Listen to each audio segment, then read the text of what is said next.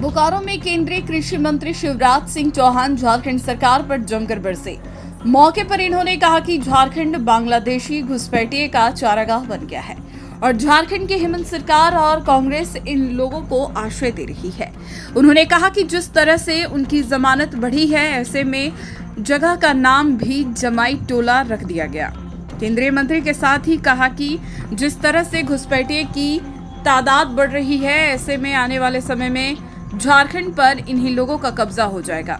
ऐसे में अगर झारखंड को बचाना है तो इस बार भाजपा सहित एनडीए की सरकार झारखंड में बनाना होगा, तभी ये राज्य को बचाया जा सकता है। केंद्रीय मंत्री बोकारो के सेक्टर 3 स्थित सरस्वती शिशु मंदिर में विचार गोष्ठी कार्यक्रम में उक्त बातें कही। उन्होंने आगे कहा कि झारखंड का चुनाव प्रभारी होने के नाते नहीं, बल्कि देश का एक सच्चा नागरिक होने के नाते बोल रहा हूं। उन्होंने कहा कि सभी को जात पात और आपस में भेदभाव भुलाकर इस लड़ाई में बढ़ चढ़कर आना है, क्योंकि विपक्ष जात पात को लेकर हमें बांटने की कोशिश में लगा हुआ है। उन्होंने कहा कि ये मात्र कुर्सी की लड़ाई नहीं है कि किसे मुख्यमंत्री बनाना है, किसे नहीं, बल्कि ये झारखंड को बचाने की लड़ाई है। केंद्रीय मंत्री ने आगे कहा कि हम लोगों ने जो वादा किया था धारा 370 हटाने का, राम मंदिर बनाने का, हमने पूरा किया, लेकिन झारखंड में जेएमएम और कांग्रेस ने जो वादा किया वो अब तक पूरा नहीं किया। मैं सीधे झारखंड पे आता हूं और मैं बहुत चिंतित हूं, मैं बहुत व्यथित हूं। मन दर्द, पीड़ा और गुस्सा सब पता है। इस झारखंड की धरती पर इस सरकार के संरक्षण में गठबंधन की सरकार, हेमंत सोरेन की सरकार, कांग्रेस की सरकार, विदेशी बांग्लादेशी घुसपैठिए निरंतर घुसते हुए चले आ रहे हैं। यहाँ गांव का नाम हो गया जमाई टोला। पता नहीं आपको सुना कि नहीं जमाई टोला?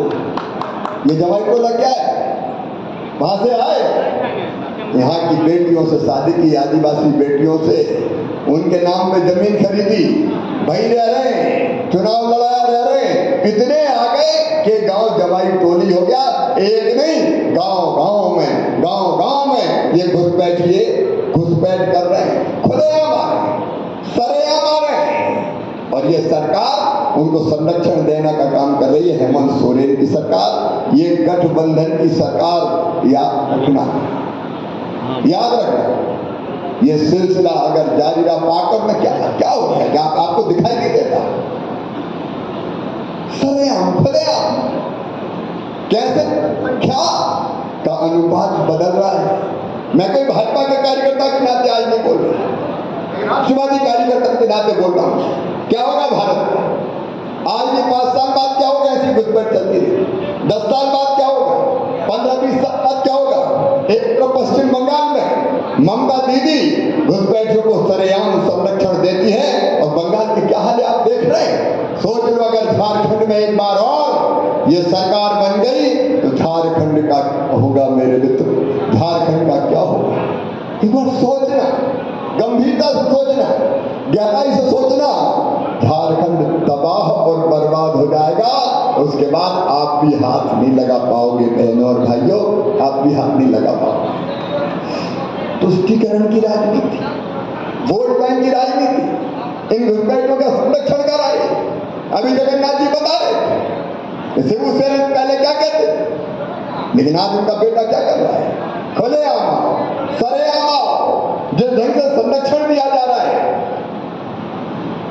आप बताइए कहां ले जाएगा झारखंड? और इसलिए आज भारत माता पर संकट के बादल छाए। याद रखना,